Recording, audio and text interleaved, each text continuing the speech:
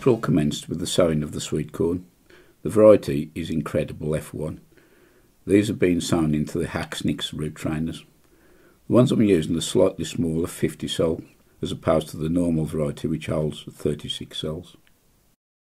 I thought it was about time I got the sunflowers underway, and as usual this year I'm growing my favourite Titan. They seem to do well in my soil. All I've done is made a little hole about 20 mil deep, 25 mil deep. Just pop a seed into each hole and that's it.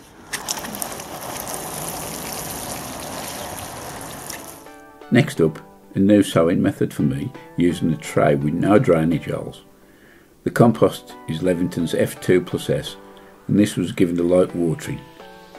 I'd seen this method previously done by a fellow YouTuber, Mike Hurdis, and his crop of cut and come again lettuce was amazing. The seed is liberally scattered over the bed and then covered with a light dusting of sieve compost, and finally given a good watering in. This is left to its own devices and rewards you well throughout the season. There's not many seeds in these packets, only about 8, 10. Just sprinkle a bit of vermiculite on top. I hope you can hear me in between the rain showers. The 2 trays down the bottom are the banana shallots. I'm not sure if those are the long red Florence or the zabroom. Then we've got the 2 trays there, the pots there, the leeks, the blanched leeks and the pot leeks. And there you can see the crimson crushed tomatoes, how they do, and they've grown quite well. And those there are the Kelsey onions. These are the white Lisbon spring onions, and as you can see they've done really well, and they've really could do with going out now. The season's first sown of carrots, in my case it's sweet candle, is always done in a small water tank which I keep in the allotment greenhouse for the first few weeks until the plants have established. I create a 15 planting station with a dibber, and this is filled with Levington's F2S plus vermiculite and then just a little bit of charge.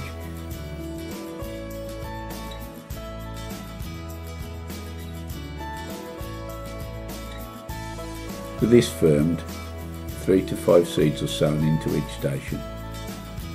I then give it a light covering of the same sowing mixture, and then it is gently watered in. The tank then is moved into the allotment greenhouse, where a sheet of glass is placed on the top, just to warm the soil up a bit more. I'm going to have myself 10 or 15 minutes on the bench. I'm going to get myself a bit of paper and work out my planting plan.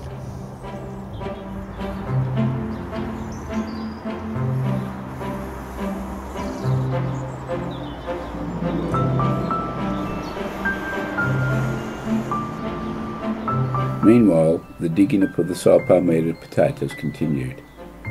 These have been in the ground since the 2nd of May 2017. That's a total of 11 months. This is the reward from the bed so far. It's difficult to show the quality of the potatoes because the soil's really clagging and wet, so they need drying out, but there's no scab on them whatsoever. The main thing for me is some of the potatoes have been huge, and if you look at the size of them, and there must be a few pound each. I'm inside my bean trench and I'm just putting these potatoes in. These are bread trays. Got good ventilation, but there's a through flow of air through the sides. What I'll do, I'll put a piece of glass on the top and hopefully that'll keep the majority of the rain off. At the end of the day I'm happy with that. That's not a bad haul out of that last bed. So considering this is 11 months old, been in the ground. Continuing on the potato theme, the first early swift potatoes in the greenhouse were growing at a rapid rate and starting to go a little bit leggy. So it was time to move them outside. Once I'd got them in position, I covered them with a bit of fleece, since we still had a few cold nights predicted. So I'm going to take this opportunity and try and get the strawberry bed done. As you saw 3-4 days ago, we covered this with well-rotted horse manure, and to top it off, before I put the weed membrane on, I'm going to give it a light dusting of rock dust. Next comes the weed membrane. This stuff I use here is called Fabrics, and it was the stuff I had on the strawberry bed previously. That'd been down 4 years.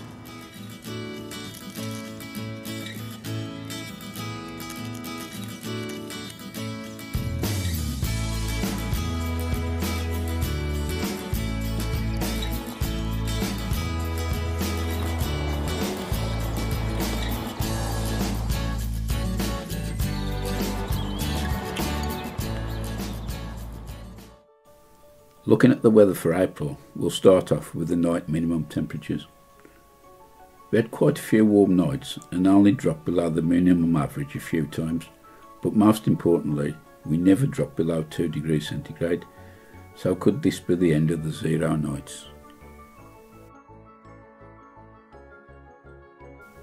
The April maximum day temperatures in general were well above average, reaching a sweltering 25 degrees as we just passed halfway through the month, but the days cooled down again as we approached the end of the month. Looking at the rainfall for April, true to form, April delivered us with a few days of decent showers. This was most welcomed by the plants that had recently been planted out into the beds. We had a total of 16 days of rain, and for the month a total of 65 millimetres. Since we were well into April, it was now time to prepare the beds for planting out of the Charlotte and Sapomiro potatoes. First the beds were rotivated and levelled off, and then a trench was dug.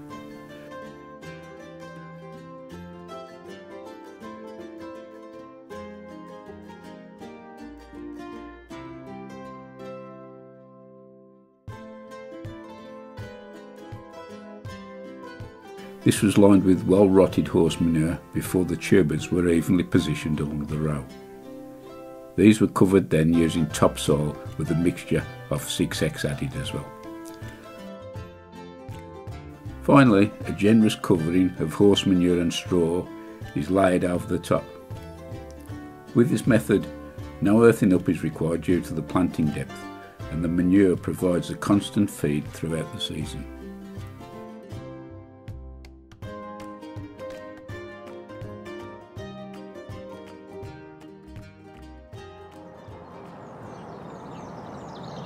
Late April and the month of May is my favourite time of the year.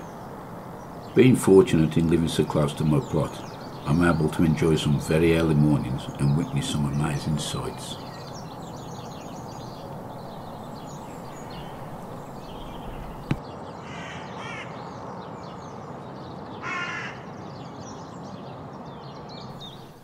A growing issue that was raising its head on a lot of other channels was the quality of compost being supplied by Clover. I decided to contact the company, first by email and then by telephone, to both raise the issue to make them aware of it, and also to see what they were going to do about it. To my surprise, a few weeks later, I received an unexpected phone call from 2 of the Clover management team, Andrew and Sean. They said they were in the area and could they visit me at my home and maybe answer some of my concerns. I filmed the meeting, and to their credit, they agreed that they did have an issue which they had now addressed, and the quality of the compost was back to where we should have been. What was the actual, when were you first made aware of it, this problem with the quality? We were first made aware of it this spring, weren't we, really? Early spring, probably February time maybe. There should be a flyer come out at the top, and I'll put a link below in the comments, just in case you haven't already seen the interview.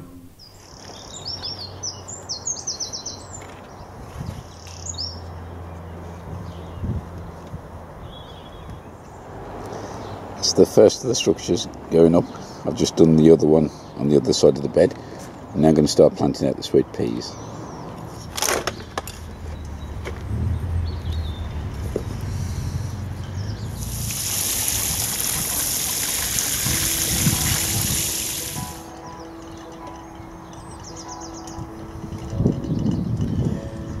I've got a few webs wonderful here which I've managed to split, and then we're just about right for going out now.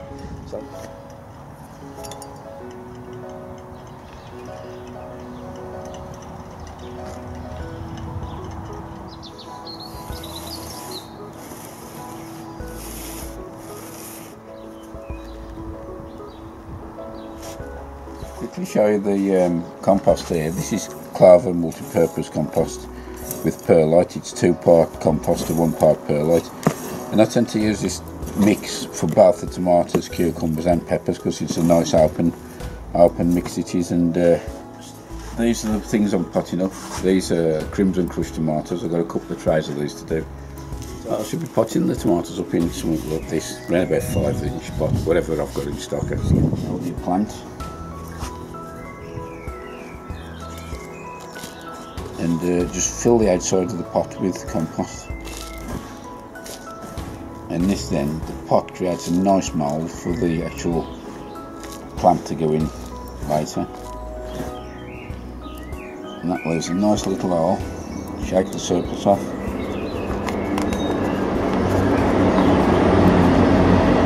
Before we put the plant in, I'll just pop over to here, pinch of mycorrhizal, just let it run around the roots of the plant, going in the hole as well, pop it in,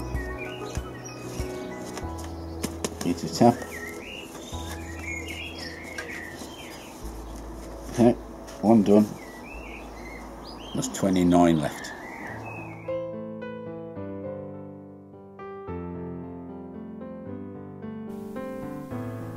May for me is also the start of the big garden shows around the country.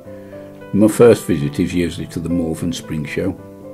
Quite often I meet up with a few of the fellow YouTube gardeners and also quite a lot of viewers. But the stars of the show are the plants and the show gardens. I'll put a link below for the full show visit if you haven't already seen it.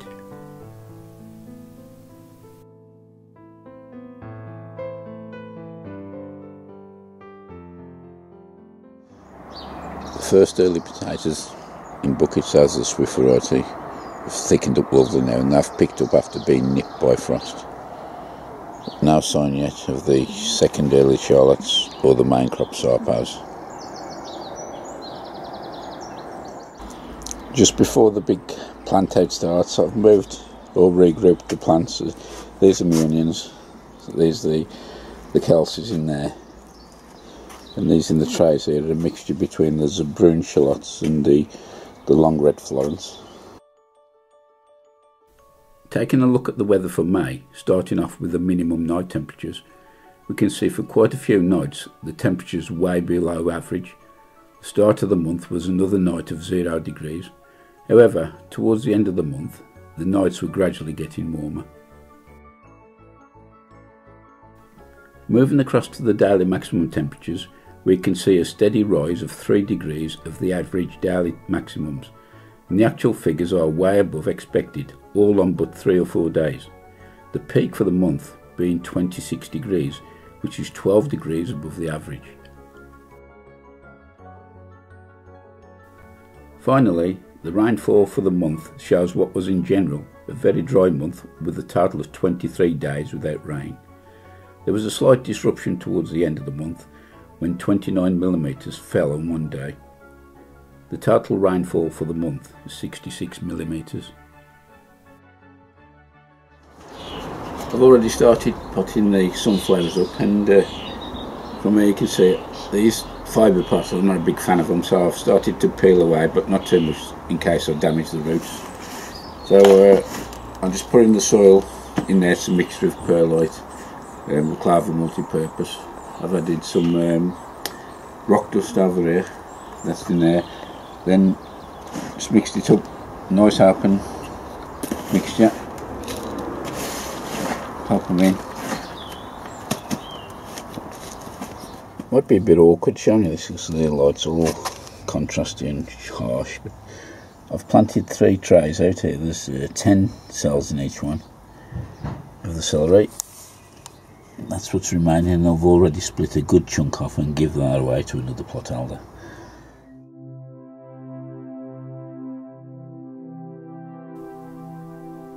Alongside all of the good times we have on the plot, we often encounter some bad times. One of our long-standing and very much respected gardeners, Keith, was suffering from a long-term illness, and as a result he had not been able to get down to tend to his plot. A number of fellow plot holders got together and we tidied the ground in preparation for his return. The following day, we heard the sad news that Keith had passed away.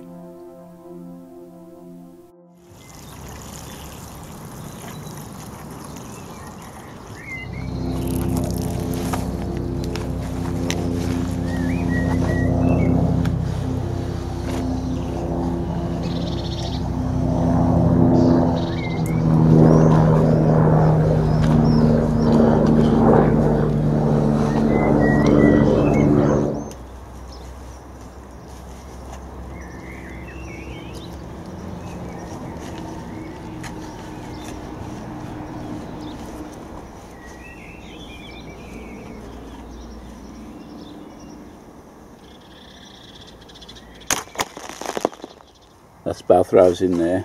We just add a bit of netting right in the middle as a bit of support for them to clamber up, and water them in. That's it. I'll just share with you this little planting out guide that I've made. It's based on the planting out ruler, which is readily available. I made this out of UPVC internal windowsill, and the spacings on there at the moment are 6, 12, 8 and 4, although you can add others later on if I need to. Because all my beds are the same width, it just drops in, and then I can mark through with a dibber to give me the required spacing. I do find it best if you dampen the soil first before you put the board down. It helps retain the shape of the hole.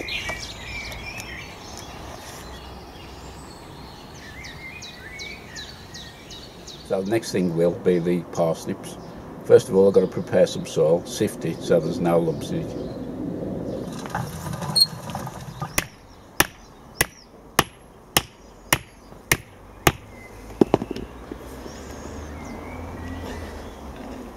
And then by doing in a circular motion, you can then form the cone.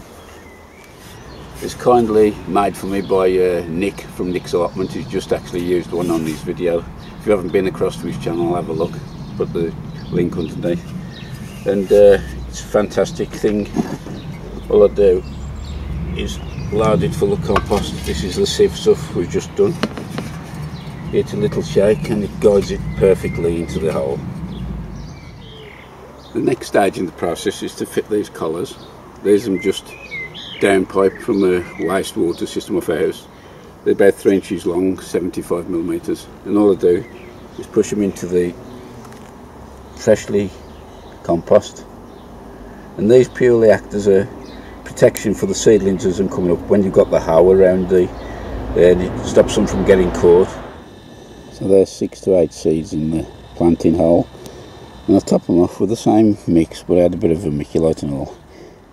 Amazing, this drop of rain and a bit of warmth has made things fly up. Unfortunately, the weeds are doing the same, but I'm happy with the way the crops are going at the moment. And so the radish, the rocket, and the various lettuces are doing quite good. The spring onions have thickened up well, and there's plenty of growth on the beetroot.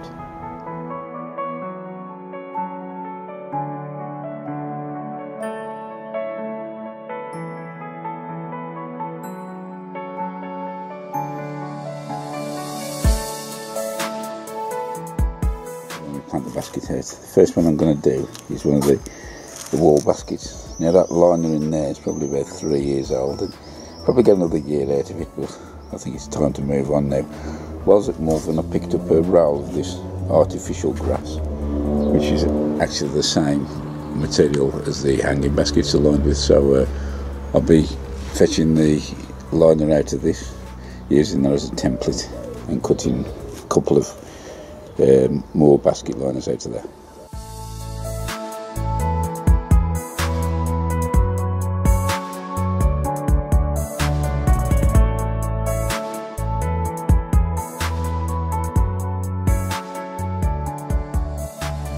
Mark the template for the other one. I put a few little cable ties near the top just to stop it from slipping down the frame. The first one potted up. This variety is called Rose, which hopefully, if it comes out like a picture, it'll be really nice. What's left now is to put it onto the wall.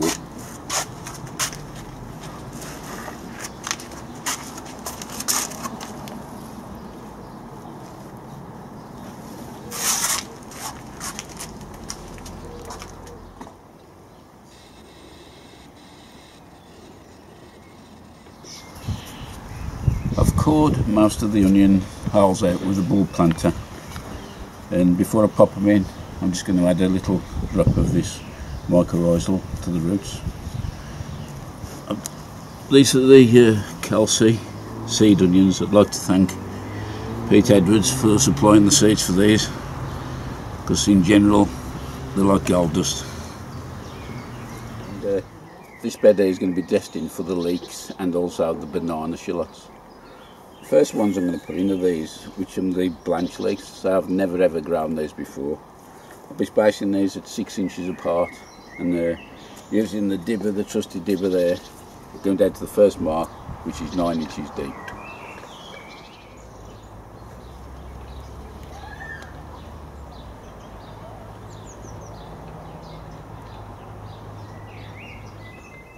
What I always do is I give them the roots a trim, probably about an inch, inch and a quarter, pop them off, and then give them a little dab of mycorrhizal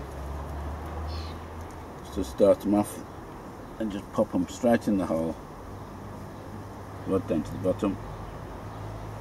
And now then be just watered in gently and let the water fill the hole up, and that's it, just leave them. You just gently fill the hole up now.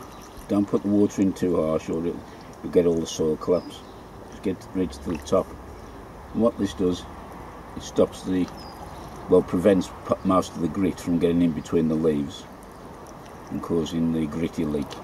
Oh, we did manage to get the bed planted out. On the ends here we got 4 Crimson Crush, 4 that side and 4 down the middle, with a total of 12.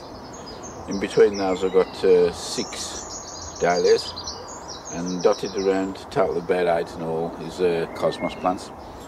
I'm going to try and attempt to plant out the sweet corn now, see if I can beat the weather, because there's a big black cloud come over the top. This variety is called Incredible. It's the first time I've ever grown it.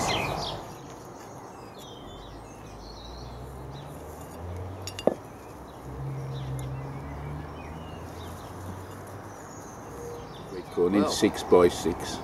And I did a little bit of mycorrhizal to the roots as I was putting them into the soil. They do look a little bit pale at the moment, but I'm sure they'll green up within the next few days, especially we have this threatened rain that's coming. As you can see from the bottom, they've got fairly good drainage, so that's going to help it quite a lot. And also these are going to be sunk directly into the greenhouse border, probably about 10 centimetres.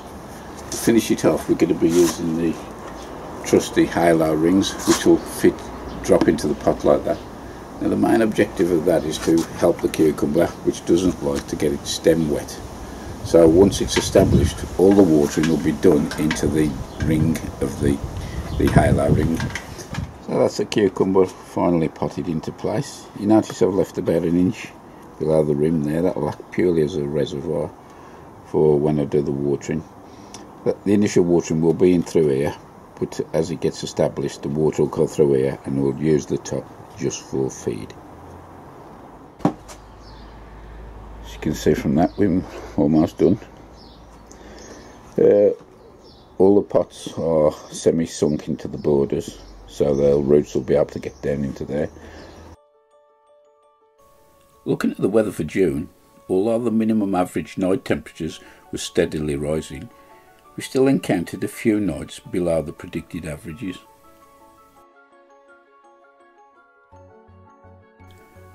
But it was a totally different story with the actual day temperatures. Little did we realise that this would be the beginning of a prolonged hot and dry spell, with temperatures at times exceeding the daily average by more than 10 degrees.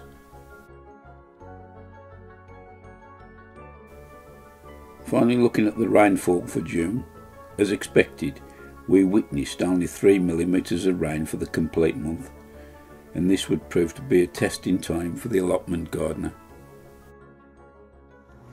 So these are the final 3 beds left on the allotment to plant up, and these will all be done with the brassicas.